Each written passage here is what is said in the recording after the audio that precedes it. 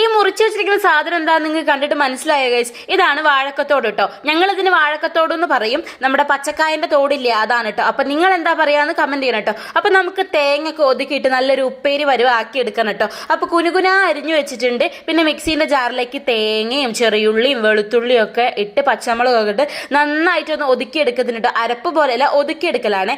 എന്നിട്ട് ഒരു പാൻ ചൂടാക്കി കടുകൊക്കെ പൊട്ടിച്ചിട്ട് നമ്മുടെ വാഴക്കത്തോട് ഇട്ടിട്ട് ഉപ്പും കുറച്ച് മഞ്ഞളും ഒക്കെ ഇട്ട് കുറച്ച് വെള്ളം കൂടെ ഒഴിച്ചിട്ട് ഇതൊന്ന് വേവിക്കാൻ വെക്കണം കേട്ടോ. അപ്പോൾ നന്നായിട്ട് ഇത് വെന്ത് വരട്ടെ. അപ്പോൾ നന്നായിട്ട് ഇളക്കി മിക്സ് ആക്കിയതിന് ശേഷം കുറച്ച് വെള്ളം ഒഴിച്ചിട്ടുള്ളൂ, കാരണം നമ്മുടെ വാഴക്കത്തോടൊന്ന് വെന്ത് വന്നോട്ടെ എന്ന് വിചാരിച്ചിട്ട്.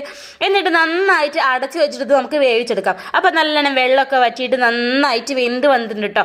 അപ്പം നമ്മൾ റെഡിയാക്കി വെച്ചിരിക്കുന്ന അരപ്പും കൂടി ഇട്ട് നമുക്ക് നന്നായിട്ടൊന്ന് ഇളക്കിയെടുക്കാം കേട്ടോ. അപ്പം നമ്മൾ ഉദ്ദേശിക്കുന്ന പരുവത്തിലേക്ക് എത്തിയിട്ടുണ്ട് കേട്ടോ. കുറച്ച് കറിവേപ്പിലയും കൂടെ ഇട്ടിട്ട് നന്നായിട്ട് ഒന്നും കൂടെ അടച്ച് വെച്ച് വേവിച്ച് കഴിഞ്ഞാൽ നമ്മുടെ അടിപൊളി വാഴക്കുപ്പേരി ഇവിടെ റെഡി ആയിട്ടുണ്ട്.